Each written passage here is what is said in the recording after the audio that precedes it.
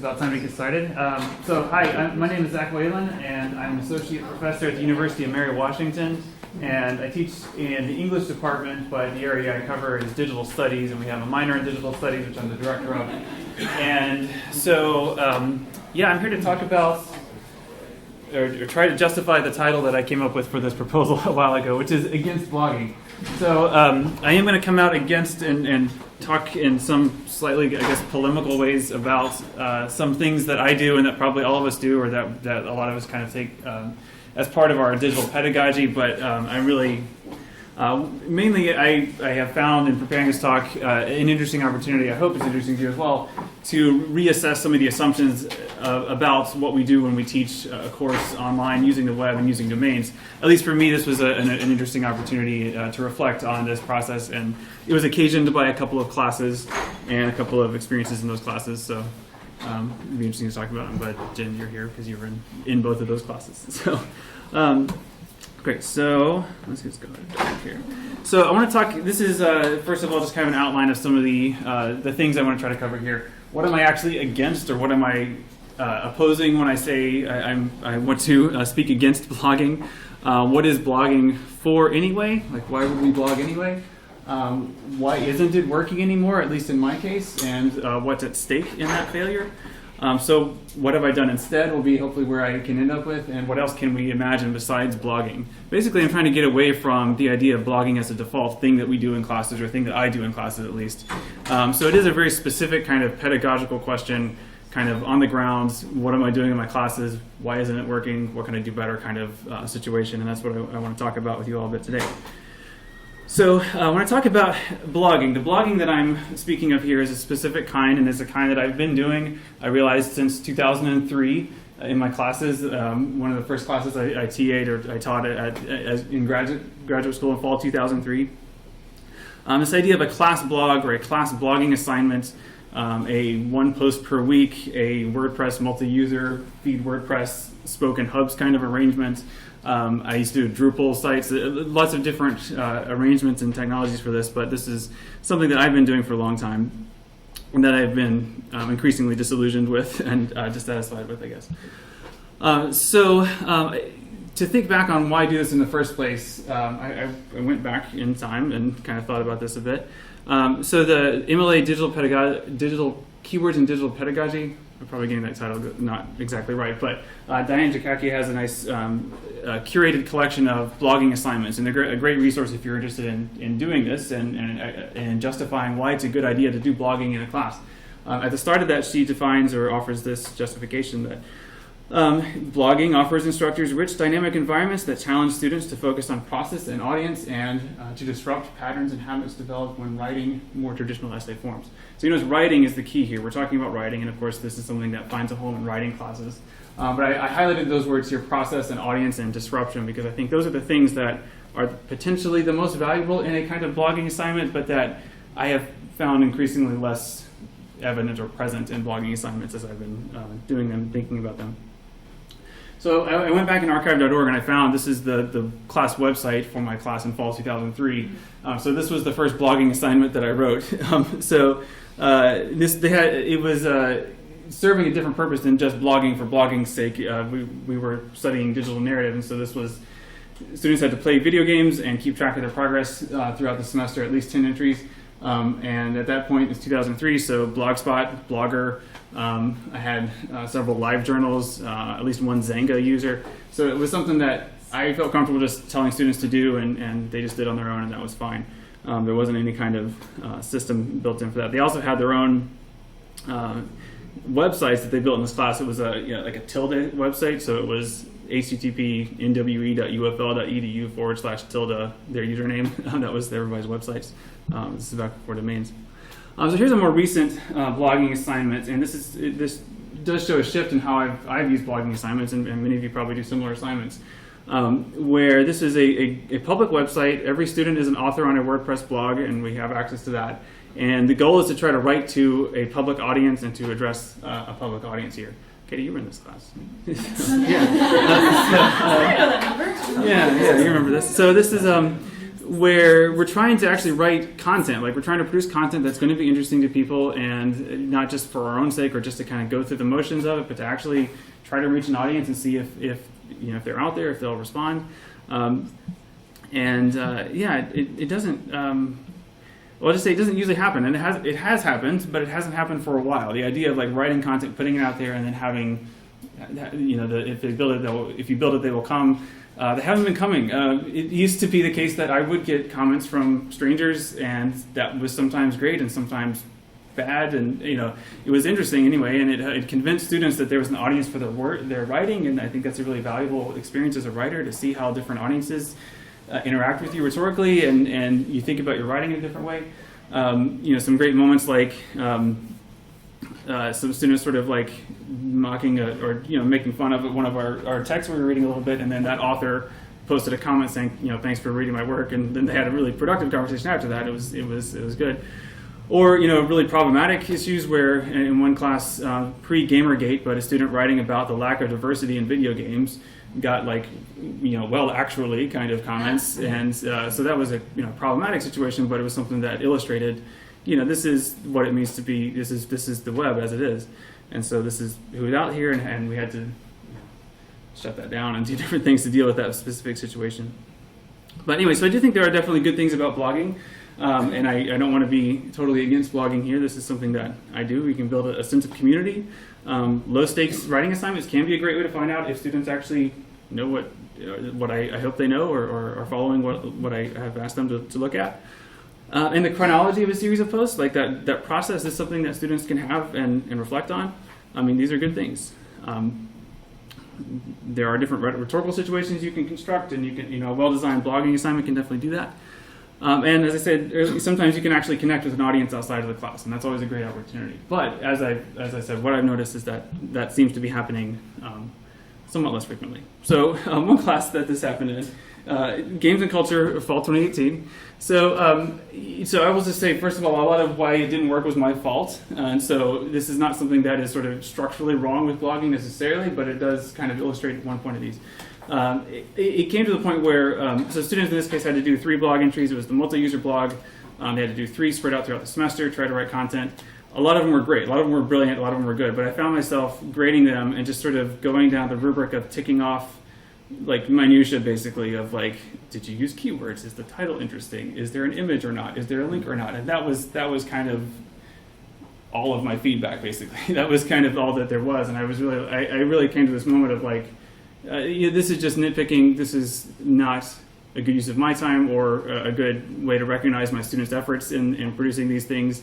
And I ended up kind of sort of canceling that whole percentage category in the grade for that whole semester. So I was very frustrated with that. I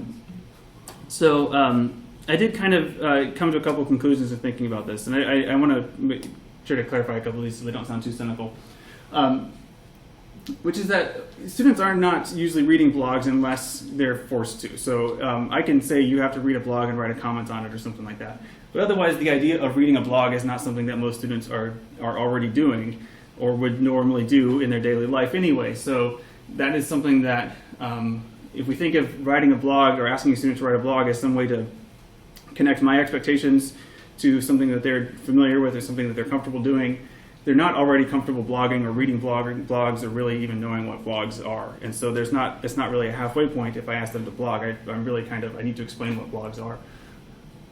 The idea of what the web is something that many college students don't really have the history of. They don't know this. They've grown up in the Facebook era. So to them, that's the internet. And so that's something that I've had to learn to remember as I explain these things.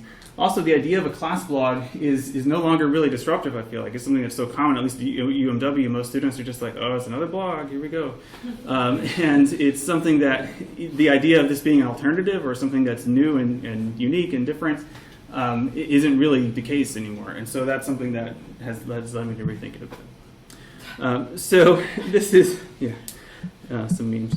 So this is a Google Trend search for the word blogs, just to kind of give you a sense of the overall picture of that word. And this is a Google search trend. So this is, if you can imagine somebody searching like to find blogs, I guess. That's something that peaked around 2008 and then kind of went down. 2008 was when I started my current position at UMW. So that's been the time period that I'm talking about mainly, is this going this way.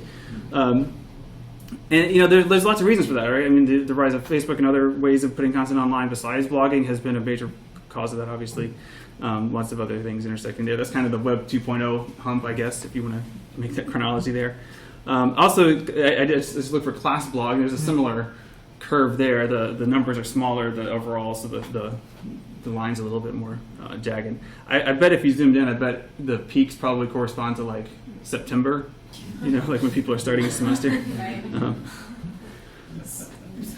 So we have a very different web here. This is a joke meme, but I mean, a joke Twitter thing. I don't know why this didn't get to the right size here, but it says 1999, there are millions of websites all hyperlinked together. 2019, there are 4 websites, each filled with screenshots of the other 3. And this is the depressing reality that, well, I think it's depressing. This is the reality of what many students come to a class with when they think about like what the web is and what the internet is, or what their use of these things are. That's really the reality. And so, and it's, I want to emphasize this isn't their fault. These systems have been well designed to make this the case in order to benefit other people. And so this isn't like students are just lazy or whatever. This is something that they have been have been given. So what we have are the internet is being thought of as curated streams algorithmically tuned to discourage discovery, exploration, and authentic digital identity. I mean, and this is the challenge. This is what Jen was just talking about in her talk a few minutes ago. This is that idea of something else out there, something that we don't have anymore. So we have to bring it back. So here's some things I think are at stake and I think are worth noting here. I think there's a risk. I think this is a risky conflation here going on. Right now at UMW, we are creating the idea of a digital fluency or digital intensive requirement, and I think it would be a mistake if we go into this with the idea that having a blog in your class means your students are digitally fluent or have been successfully digitally intensified or whatever our verbs don't. It's called a digital intensive requirement, and that doesn't really make sense grammatically yet. So that's the kind of thing that I want to try to resist, not because having a blog is an insignificant thing to do, but because it's kind of stuck, I guess, is the thing. Also, this is something else I'm curious about and thinking about too. Like a lot of times in all the talks and everything at this conference here, whenever someone says domains, I hear blogging, or when people talk. I think this is what a lot of us take for granted, that when we're talking about domains, we're really talking about WordPress. And this is something that I want to try to think beyond. And I think for some of the problems that it becomes a kind of rote sort of default kind of thing, and it doesn't have those kinds of things, those kinds of values that I think were initially there when we kind of looked to blogging. So what can we do instead? So there are certainly options. So in one of my classes, English 350, it's another upper level literature class. I asked students to make memes instead, and in terms of telling me that they were keeping up with the material using digital rhetoric in terms of addressing a sense of community, I think the memes worked really well in that sense. What do you think? I loved the memes. Yeah. The memes were my favorite part. It was great. Homework. Yeah, so it was fun. And it's hard, right? Like writing a good blog entry is hard. Coming up with a good meme that fits the situation, that responds to the text, is really hard. I just had a couple examples that don't make sense outside of the context of this class, right? But like, this is an electronic literature class. The work Agrippa deletes itself, and so this is a meme about that work. This is another meme about, again, it's like an inside joke, and so it's something that addresses the context really well. It's funny. This is the kind of thing that, to me, is a better example of digital writing than a lot of blogs, as far as being an authentic kind of expression of where a student is. And sometimes where a student is frustrated. This is a student expressing frustration and anger at this text that I asked her to read. So that's great. I mean, that's fine. That's where she is. This is a little bit more. This is a little bit of a more complicated thing to explain, but it's another expression of using the visual rhetoric here to do something a bit more significant. So there's other ways we can fill in the gaps that are left if we take blogging out, or if I take the class blog out, like Discord or Slack are things that I've used. And then domains, right? I mean, domains are something that fit in there, but I'm interested in trying to think about a domain without a blog. And so I don't know what else there might be. Snapchat, Instagram, YouTube, Twitter. I don't know. There's other options out here. But if we're going to do these things, we have to think about it carefully. What is a domain without a blog? I'm not sure. I'm not sure what I mean, I do things on my domain that aren't blogging, but I'm me and I do what I do, but I don't know what a student would do if they have no idea what a domain is or what to do with their website. That's a harder place to start with. But also, like, if we're going to think about something else besides blogging, I wanted to bring back a term I haven't seen for a while, but one of my favorite ed tech terms, creepy treehouses. How do we avoid the creepy treehouse problem in trying to meet students where they are with their digital writing? As I see it right now, I don't think the multi-user blog or class blog assignment is that thing anymore. So that's my statement. Thanks. Yeah.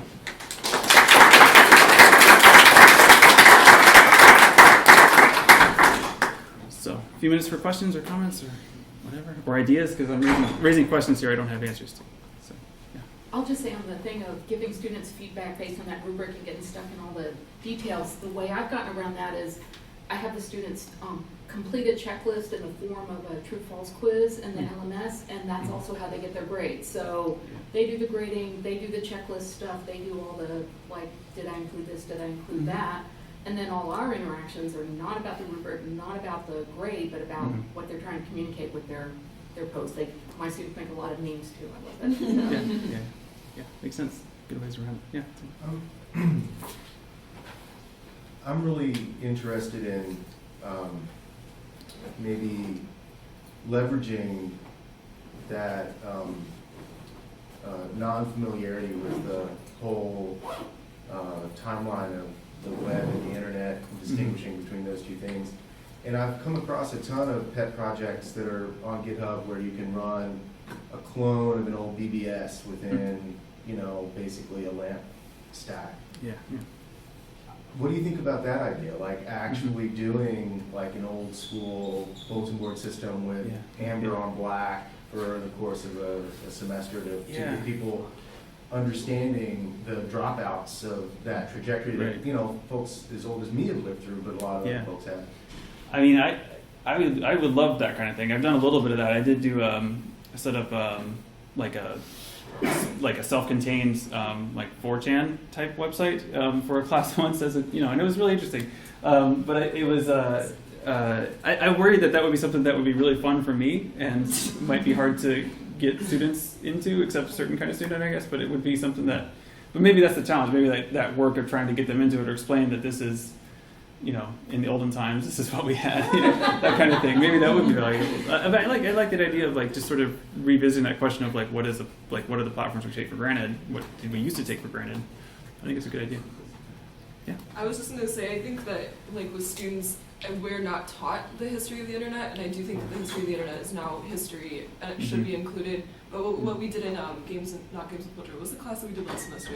Electronic lit. Thank you. It was like I can't remember. In electronic lit, we looked at works that were older, and I think for most people, they were like, "Oh, this is a reflection of what the internet was like back then."